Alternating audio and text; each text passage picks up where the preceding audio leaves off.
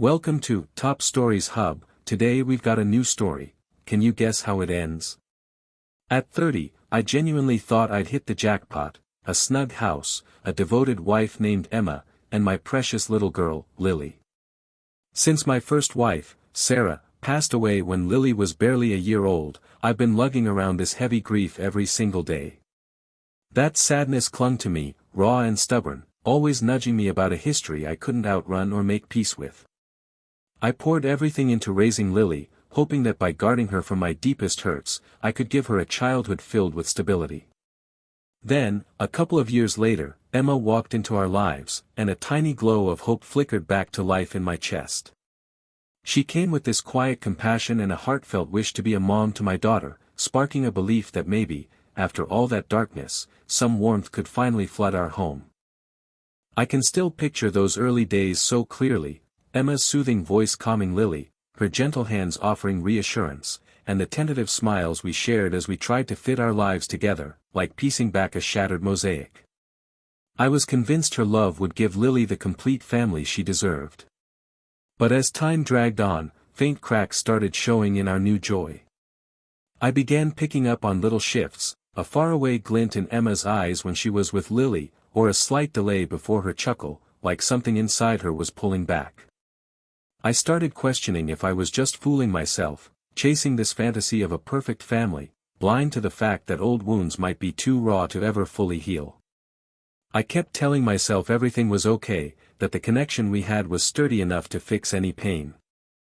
But in those late-night moments, alone with nothing but silence, a gnawing worry crept in, that I was drifting away from Lily, that the delicate tie we'd built was fraying under the pressure of things left unsaid and hopes left unmet. I'd often catch myself replaying memories of Sarah, drawn to a past that, even with its ache, felt like a time when I still had a shot at a true bond with Lily. Emma was kind and caring in so many ways, but there were times I felt her warmth wasn't as boundless or genuine as I'd hoped. I noticed Lily's gaze turning cautious, and when I'd reach for her hand or try to share a private grin, I'd sometimes get just a stiff nod or see her quietly pull back into herself. It cut me deep, and I started doubting if my efforts to build a tight-knit, loving family were nothing but a pipe dream. My chest tightened with the isolation of a guy who once believed he had it all, only to feel like a bystander in his own house. Each day hammered home the gut-wrenching truth that the family I'd worked so hard to create was slipping through my fingers. I tried to reconnect, to bring back that lost spark, but my words just seemed to bounce off. During those endless, sleepless nights, I'd lie there, wrestling with how the ghosts of our past had bled into our present. The very optimism that pushed me to try again was fading into a chilly, far-off memory, leaving an empty void where trust and affection used to live. Even though I held tight to the idea that family meant giving everything and forgiving always, I couldn't ignore the growing hollowness inside me, a sharp reminder of the sorrow that never really went away. Caught in that quiet tug-of-war between hope and hopelessness, I wondered if I could ever rebuild my connection with Lily or if this vision of a flawless family was just a cruel trick in a wasteland of loss and regret. Day by day, I steeled myself for a future where the love I'd fought tooth and nail for was at risk of fading away, leaving only faint traces of what could have been. Right after Ethan was born, I can still hear the soft giggles and easy chats that filled our house. Back then, Emma's eyes had this warm glow as she held Ethan close, tossing me playful looks that made everything feel right. Lily, my little ray of sunshine, still had moments where she'd flash a grin at her new baby brother. I held on to those memories like treasures, convinced our patched-together family could grow even tighter as time went on. But as the months rolled by, a quiet gap started to creep in. I'd get home from work and find the cozy vibe of our talks replaced by a cold, heavy silence. Emma, who used to cheer Lily on with such enthusiasm, began saying things that twisted my heart.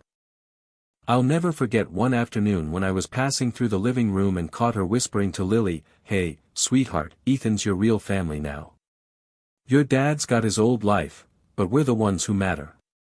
That hit me like a punch to the gut. I tried to brush it off as a thoughtless comment, but those words hung around, bitter and heavy, in every corner of our place.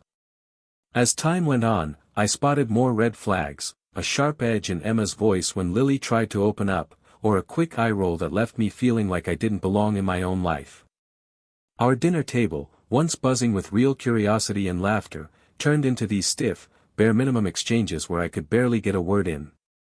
I'd sit there, watching Lily poke at her food, her eyes foggy with a confusion I couldn't figure out. It felt like someone was slowly teaching her to pull away from me, to lean harder on Emma's lead. I remember one night, after a brutal day, when I tried asking Lily about school. Her answer was short and clipped, and when I gently pushed for more, I could feel this invisible wall going up between us, a wall Emma seemed to be helping build with every calculated word. I couldn't wrap my head around how the little girl who used to race to me for hugs had turned into this distant teen I barely recognized. Every little jab from Emma chipped away at the shaky bond we'd fought to hold on to.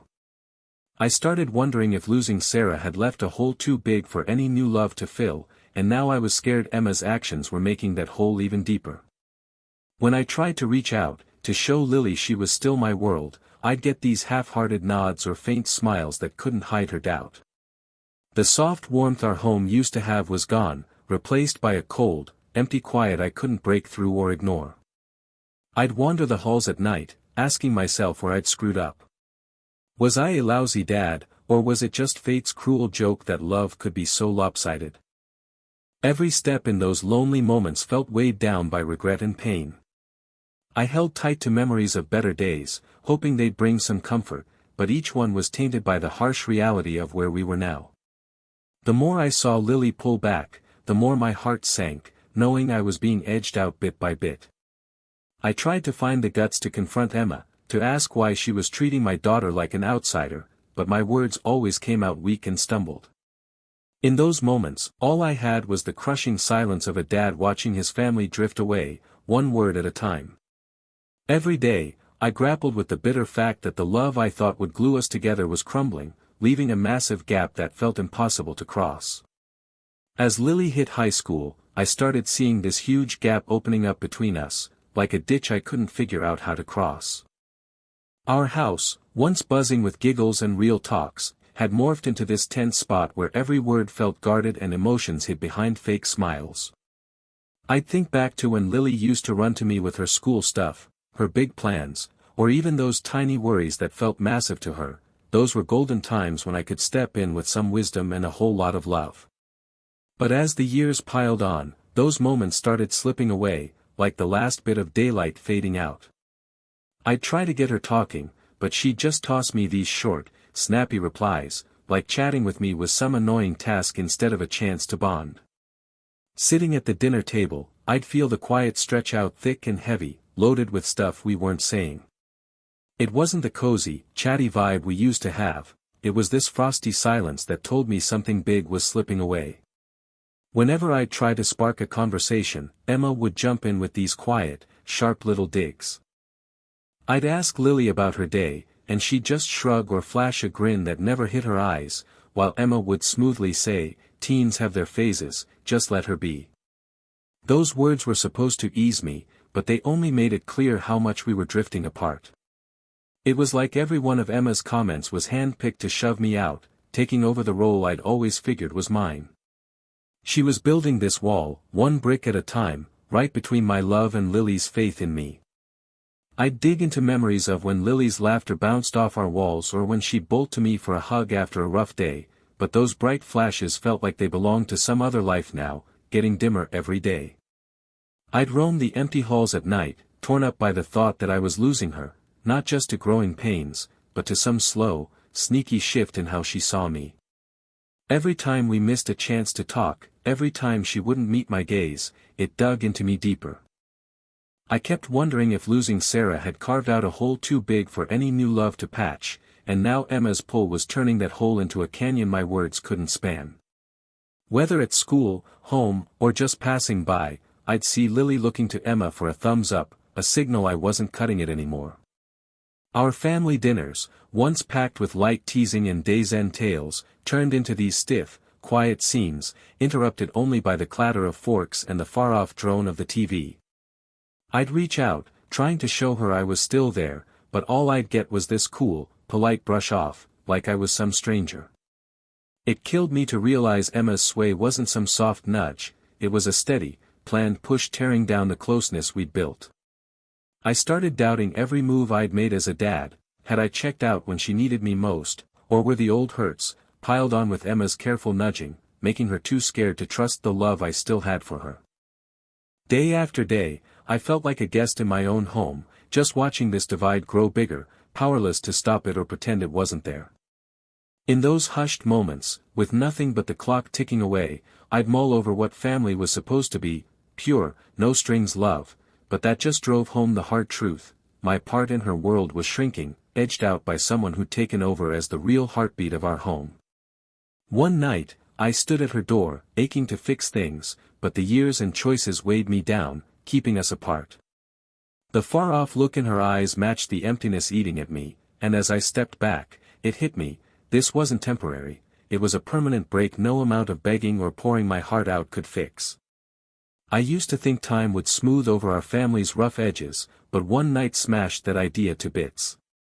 It was late afternoon when I caught the low murmur of voices drifting from the room next to the hall. I pressed myself against the chilly wall, barely breathing, as Lily's gentle voice mixed with Emma's, a sound I once leaned on but now felt like a stab straight through me. I couldn't catch it all, but one sentence slammed into me hard: I don't want Dad at the party, he's not really family, and it'd just be awkward. That line kept spinning in my head, cold and cruel, leaving me numb and lost, like the color had drained out of everything. I backed off from the door slow, my head spinning with shock and hurt, each step feeling like it marked the growing stretch between the past I held dear and the rough reality hitting me now. Next morning, that talk weighed on me heavy as I tried to wrap my mind around this new, brutal truth. I knew I had to face Emma, get some answers for the words that had gutted me. Heart pounding and hands shaky, I cornered her in our quiet kitchen, the weak morning light doing nothing to warm the ice settling in me. "Emma," I started, voice wobbly but dead set on the truth, "I heard you last night. Is it for real that you don't want me at Lily's graduation party?" The room went dead quiet for a second, and I watched her eyes, once so full of promise, turn cold and closed off. "It's her party, Mike," she said, her tone light like it was no big deal, brushing off how much it meant. "You're blowing it out of proportion. Lily's made it clear who her real family is." Her words slammed into me like a fist, grief and anger boiling up together. I begged her to see it wasn't just some mix-up or me overreacting, it was my whole life getting rewritten without me signing off. I asked, quiet but dead serious, how one talk could flip everything I'd built so carefully, but every time I pushed for more, she'd hit me with short, icy answers that shut down any real talk. It was like she'd already decided, and I was just some unwanted tag-along in a home I used to call mine. Right then, I felt this sharp sting of being alone as the ground under our family, trust, memories, all those unspoken vows, started caving in. I ducked out to the living room, alone with my thoughts, every minute dragging into this endless pit of regret and gloom. I'd flash back to when Lily would barrel toward me with her day's stories, when my words and a tight hug could chase away any doubt she had. Now those times felt miles away, like they were part of some other guy's life, fading fast with one overheard chat and a string of harsh, calculated jabs. I kept asking myself, had I ever been enough? Was my love always doomed to fight a past I couldn't tweak or shake? The answer stung, ringing loud in the silence: I was getting shoved out, step by step. All day, every noise, every look, every second reminded me of this widening hole between me and Lily. I felt like I was teetering on the edge of a dark drop, stuck watching the kid I'd once bragged about calling family slip further off. Knowing I wasn't part of her inner circle anymore was a tough pill to choke down, leaving me wondering what love and family even meant. Every thump of my sore heart told me that talk had flipped everything, a breaking point with no way back to how it was. I spent the rest of that day in a fog of hurt and thinking, trying to piece together where it all went south. The dream of a tight family, stitched together with love and shared times, had melted into this aching void, just echoes of Lily's far-off voice and the cold fact that one careless line could undo years of heart. I got it then: that talk wasn't just about a party, it was me getting wiped out of the only family I'd ever known, shattering a hope I'd clung to for so long. I'd mapped out every bit of Lily's graduation party. I'd spent weeks hunting down the best caterer, setting up decorations that'd knock your socks off, even getting a custom cake with her favorite flavors to bring back those sweet childhood vibes. That party was supposed to be our family's big moment, a show of love and togetherness I thought could patch up our hurts and remind Lily of all we'd been through. But that one call flipped it all upside down. Hearing my place in Lily's life had shrunk down to nothing left me empty, like all the hope and love I'd poured in didn't mean a thing anymore. The betrayal hit me hard, crashing over me like a wave that wouldn't quit. The choice came quick, with this weird calm: if she didn't see me as family, I couldn't keep throwing my heart, cash, and care into a party for people who actually gave a damn. I grabbed the phone without blinking and dialed the caterer, voice steady as I told them to send all those fancy plans I'd slaved over to folks who needed it, like the Hope Haven shelter where food and kindness were scarce. I could almost hear the guy on the line choke up, stunned, as I laid out my call, a move that felt like grabbing my pride back. Making that call, I was torn between heartache and a strange relief. Heartache, 'cause realizing Lily didn't care if I was there hit like a ton of bricks. Relief, 'cause, in that split second, I wasn't tied down to a family that didn't value what I brought. After hanging up, I slumped in my chair, staring at the blank calendar on the wall, feeling the full weight of what just went down. All those detailed plans for a happy future together were now flipped to lift up strangers who deserved a little light. That one move, simple as it seemed, was a game changer. It was when I decided my worth didn't hinge on a daughter who'd pulled away or a wife who picked easy over real. I could feel this slow shift inside, like I was finally breaking free from guilt and the non-stop need to prove myself. That quiet afternoon, as it all sank in, I saw that sometimes the smallest moves packed the biggest punch. It wasn't about spite, it was about stepping up as a guy who deserved respect and a say in his own story. I know plenty would call it cold, maybe even petty, but for me, it was about survival, a must-do to rebuild from all the pain and broken promises. I couldn't keep propping up a setup where I was just a background prop, not when it stopped meaning anything to Lily. Every second I spent mulling that day over showed me I'd been chipping away at my own joy, chasing a family that forgot what real love looks like. With a clear head and a firm grip, I leaned into how simple my answer was. It was me saying I wouldn't let my giving get walked over anymore, and it fired me up knowing it'd ripple out, helping folks at the shelter who really needed it. Looking back, that call stands out as the moment that rewrote who I am. It wasn't just anger driving it, it was this deep need to take back the dignity that had been worn down by letdowns and feeling tossed aside. Every word I said, every quiet beat after, told me I'd stood up for what mattered: respect, truth, and loving without strings. That day's burned into my memory, a constant nudge that moving on sometimes means cutting loose from a past that drags you down. Thinking it all through, I see how that one choice kicked off a chain of shifts in my life. Ditching the big party wasn't just about skipping shallow hoopla, it was a sign I was done with a role that weighed me down more than it lifted me up. I get it now. My worth as a dad and a man isn't tied to folks who've started forgetting me, it's in what I do and the guts to carve out a new road. That clarity, even though it came from hurt, gave me the nerve to picture a life I could shape my way. Every day's a quiet little reminder of how one solid move can change everything. I've learned life doesn't always hand you a do-over, but it gives you a shot to grow from screw-ups and rewrite your own tale. In the soft morning light or those calm minutes before bed, I go back to that day, not kicking myself, but knowing it was a step I had to take to find myself. I've got this peace now, seeing that rerouting my effort and care put me back in the driver's seat. That freedom from keeping it simple is humbling and fires me up, a lesson I carry as I keep figuring out what's next.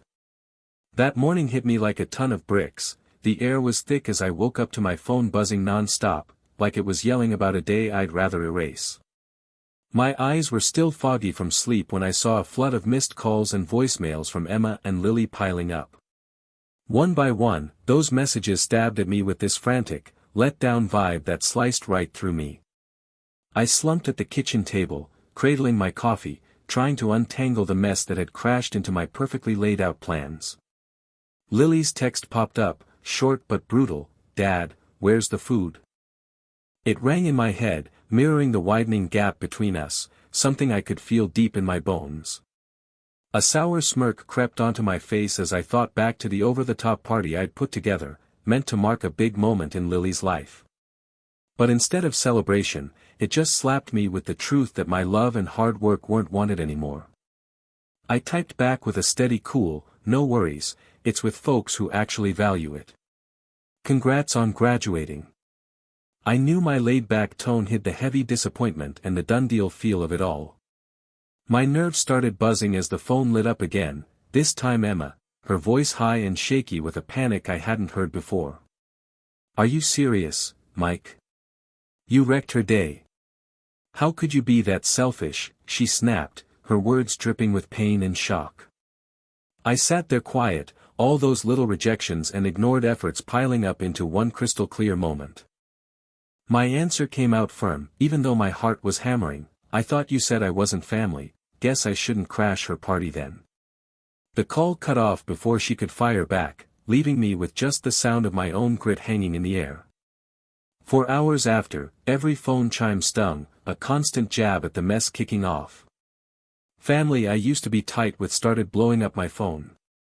Uncle Joe's text was blunt and harsh, "That's a cheap move, man, fix it quick." Cousin Sarah, always the level-headed one, nudged me to rise above it, but I could taste the irony, knowing I'd already given more than enough. Their voices mixed into this worried hum that hurt but also backed up my choice. I thought about how our house used to ring with joy and love, making every get-together something special. Now every call and message just proved that coziness had turned to frost. I wandered through the empty halls of our place, digging for where it all fell apart. Echoes of better times, Lily's laughs, the quiet buzz of dinner chats, felt like leftovers from someone else's story now. The ache in my chest wasn't just about a busted party or missed fun, it was the slow teardown of a connection I thought couldn't break. I'd poured my all into making a family to heal old scars, only to watch it fall apart bit by bit. It wasn't just outside noise, in those still moments, I started questioning what I was worth. Was my love not good enough, or had I been too caught up in hope to see Emma was quietly pushing me out of the picture? Every ignored call and unread text hammered in how I was being shoved further away, not just from a party, but from the core of the family I'd held dear. As the day dragged on, anger and sadness swirled together, this weird mix of regret and freedom. I saw I'd picked a road where nobody noticed what I brought anymore, landing me at a fork, keep being the hurt, quiet dad, or call it what it was, a breaking point where the ropes tying me down started snapping. That long, rough day turned my choice into a reflection of my guts and my weak spots. Every call I let slide, every text I skipped, shouted a truth I couldn't dodge. I'd stood up for my pride, even if it meant letting a party crash and burn. Getting ditched by the people I loved cut deep, but it softened with the thought that sometimes cutting loose is how you take yourself back. Every ring from that phone felt like a ghost whispering what I'd lost. I sat in my shadowy study, glaring at the screen with this tangle of mad and sad I couldn't shake or figure out. The quiet after each missed call bounced around inside me, carving out an empty spot that grew with every ping. It wasn't just Emma's frantic texts or Lily's silence clogging the log, old friends and kin who once bought into our family chimed in too. Each number and message spun a tale of ties that had dried up over time. Uncle Joe's tough, shape up, warning, Sarah's soft push to take the high road, even far-off calls from folks who used to toast our good times, they all sounded like blame now.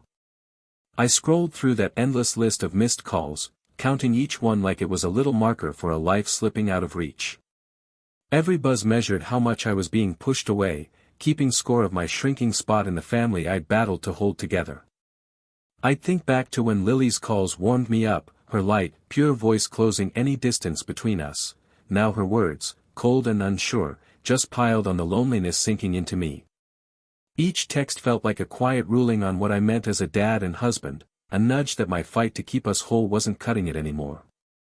In the hush that followed, I wondered if those calls were meant to fix what broke or just the last gasps of a family that had moved on without me. Those alerts, once a lifeline, turned into icy signs of loss, each one pointing to the gulf keeping me from the ones I loved. I leaned back, piecing together scraps of busted memories, laughter, little secrets, promises from happier days, but every skipped call screamed those times were history. The glowing tally of my aloneness kept climbing, showing me the guy who used to light up a room was getting wiped out by the voices on the other end. Staring at that bright screen as dusk crept in, I got that each call wasn't just me being left out, it was a nudge to rebuild from the wreck of a life I didn't recognize anymore. That pile of missed calls wasn't just neglect, it was a grim log of every step that widened the space between us. In that long, wordless watch, I faced the hard fact that while the phone kept going, my shot at getting back what we had was fading with every call I didn't pick up. But in swallowing that, a spark of grit flickered up. I decided those missed calls wouldn't say what I was worth. They'd be the ground I'd build a new me on, free from the echoes of being tossed aside. I saw a man's real measure isn't in the yells of anger or cries of hurt, but in the steady strength to keep pushing ahead. I shut my eyes, took a slow, deep breath, promising myself that even as the calls rolled in, I'd meet them with the will to shape a future where my value didn't hang on folks who'd let me down. 3 days after the graduation mess, Emma hit me with another call that felt like the knockout punch. The air in the house was still thick with strain, and I had a hunch the real deal behind her moves was about to come out. I was parked in my beat-up leather chair in the quiet living room when the phone went off again. This wasn't some quick text, it was her voice, a messy mix of mad and begging. "Mike, I know you're ticked," she started, her tone bouncing between annoyed and worried, "but we've gotta hash out Lily's college cash." Those words sent a shiver down my spine. Paying for college was always this silent deal, a load I'd carried without blinking, even when I felt like I didn't belong anymore. But now it was a card she was playing, a way to drag me back into a spot I was done with. I sat there as she kept on, pushing that this wasn't about ego, Lily's future was on the line. Her voice picked up steam, saying without my money, Lily couldn't chase her dreams, and I could hear the edge of panic underneath. I sucked in a big breath, feeling every late night I'd stressed over bills, every promise I'd stuck to, every time they'd brushed me off like some old leftover. "Nah," I said low, steady but heavy with hurt, "there's nothing left to talk about." I let the quiet hang there, pulling my thoughts together. Lily's made it loud and clear I'm not family, so I reckon she doesn't want my dough either. The line went still, a thick, choking pause, then she blew up. "You're trashing her future," she yelled, her words slamming into me like a storm. That old sting of being used hit hard, the pain of being just a wallet to them. I didn't have anything to throw back at her rage, so I just hung up, locking in my choice. That was it, the last straw in a string of kicks to the gut. I'd been boiled down to a paycheck, a guy whose value was all dollars and cents. Every time I'd reached out, every try at patching our family up, it just seemed to widen the hole. College money wasn't about cash, it was about keeping me on a leash, tied to a part one didn't fit anymore. I sat there forever, the faint tick of the wall clock the only noise in a room that felt way too big. Staring at that mute phone, I got it, this wasn't just a money fight, it was them saying my love, my sweat, my everything didn't count in a family that had rewritten what mattered. I'd stayed up late fretting over finances, pulled extra shifts to stash away for Lily's tomorrow, never asking for a thank you. It was all out of love, thinking love could glue us tight, but now those efforts were soured by the cold truth, I was just an ATM to them. In that endless, silent stretch, I settled it, I wouldn't be a tool for a future I wasn't part of. The trust and warmth I'd once felt here were swapped for this hard, lonely vibe. That my own kid could drop me over bucks broke my heart, but it also set me free. I'd spent years building something real, something solid, only to see it shrunk down to a deal. I realized money, once my way to give them steady ground, had turned into a chain to yank me around. The plain fact was I didn't fit in the life they were carving out, my cash, my grind, my non-stop giving had been hijacked by a family I didn't know anymore. With that sharp clarity, I ended that call for good on college stuff, no more talks, no more bailout promises. I'd drawn my line, and I wasn't stepping over it. The days after were heavy with what I'd lost, but there was this odd relief too, no more playing the go-to guy for a family that forgot what real love means. That last snap broke the ties that had held me too long, leaving me with the bare truth. I was done being the endless giver, done proving myself with money. I started picking up my life, one tough piece at a time, knowing family shouldn't be about dollar signs, and my worth as a dad wasn't in my wallet, it was in the love I'd once thought could keep us whole. After that final blow over college money, the shaky walls of our home started splitting wide open into gaps I couldn't ignore. One morning, I woke up to a stillness so thick even the old clock's ticking sounded like it was spilling secrets about our crumbling life. The air hung heavy with stuff we wouldn't say, weighed down by a family that didn't even seem to remember what we used to mean to each other. I'd drift through rooms that once rang with laughs and tight hugs, only to run into blank looks and awkward grins. It was obvious something big had changed, and none of us could pretend otherwise anymore. Lily, my little girl who used to have eyes sparkling with curiosity, now wore this guarded stare that screamed hurt and mistrust. The shift in her crept up slow but sure, she'd gone from spilling her dreams and secrets to me to turning her back whenever I tried to close the space between us. It felt like someone had thrown up a wall between her heart and mine, stacking it higher with every day that passed. I stood there, powerless, watching her float further off, finding comfort with someone who didn't see me as her anchor anymore. Emma had changed too, the warm, caring woman I'd once looked up to was gone, replaced by someone whose sharp words stung and whose moves left no room for second chances. She'd try to patch things up with big, showy apologies and over-the-top regret, but it all felt fake, like she was just acting in a play that didn't fit us anymore. Then the real kicker came out of nowhere, a buddy from the family dropped a bombshell. Lily and Emma had blown the college savings I'd set aside on some flashy new car, a shiny badge of defiance instead of a step toward her future. That hit me like a freezing wave, leaving me stunned and second-guessing every dime I'd scrimped for. I'd spent countless nights stressing over bills, pulling long hours to lock in a solid tomorrow for Lily, and now it was all gone, puffed away like nothing. The betrayal sank in deep. That car wasn't just a pricey toy, it was proof our family's bedrock had been flipped upside down. Word about the cash grab got around, and soon everyone was chiming in with disappointment and "I told you so's." Relatives who'd tossed me empty pats on the back before were now shaking their heads, wondering how we'd hit this wall. Their calls and texts, once a lifeline, just rubbed salt in the wound of how alone I was feeling. I'd reach out, desperate to grab onto whatever was left of us, but all I got was silence or empty sorries that couldn't fix the giant tear between us.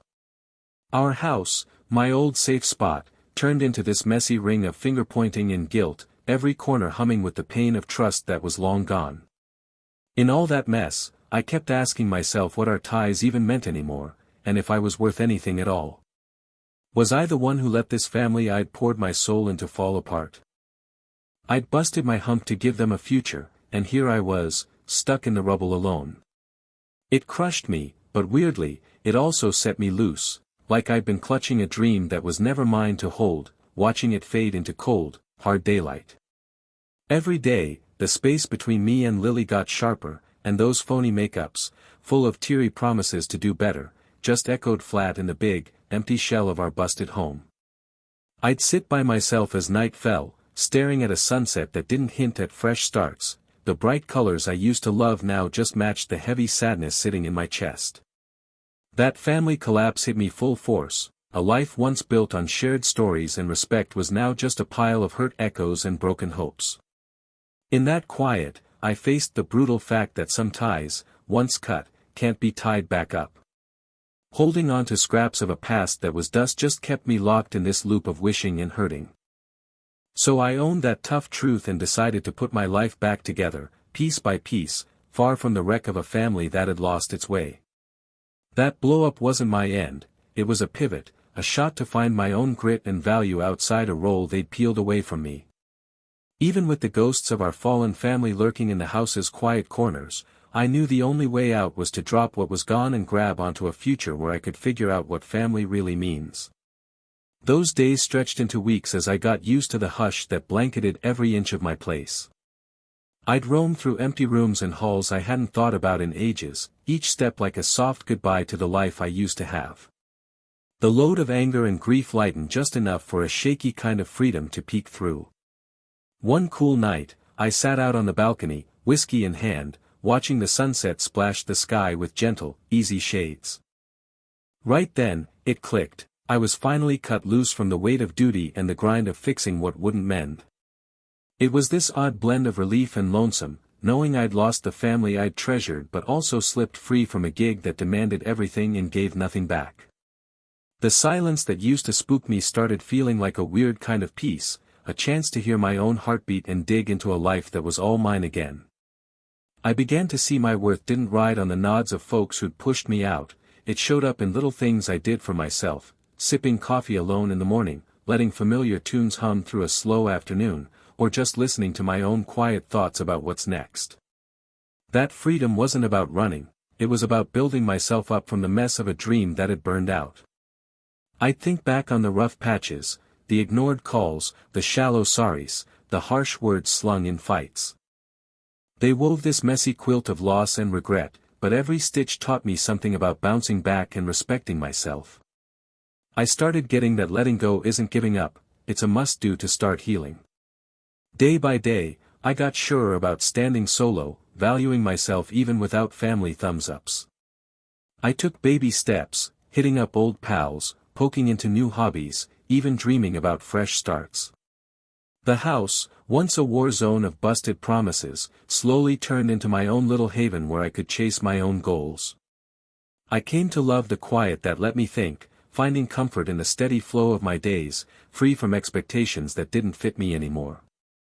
In that new alone time, I saw my past didn't own my tomorrow. Every tough memory had drilled in how key it is to love myself and find the strength to carve my own road. I latched onto the idea that freedom means owning up, to looking after me, betting on my own joy, and making a space where I'm worth something for being me, not for what I hand out. The path ahead was fuzzy, and sure, the shadow of loss still snuck in sometimes. But every new daybreak left me a bit calmer about the calls I'd made. I quit hanging on to the leftovers of a family that had ditched me, opening up to a future packed with real ties, ones built on respect and getting each other, not just owing something. At night, lying in a room that used to bounce with regret, I'd catch these faint hints of hope instead. The road to real freedom was laid with what the past taught me, and I was ready to walk it, alone if I had to, but with a solid gut knowing that my life was mine to mold. Every move forward was a quiet win, a vow to stand by my own value and shape a tomorrow where love flows free and true. I grinned, thinking that after all the hurt and giving, I'd finally dug up the strength to really be free. Thanks for joining us on Top Stories Hub. Don't forget to like, subscribe, and share your thoughts in the comments below.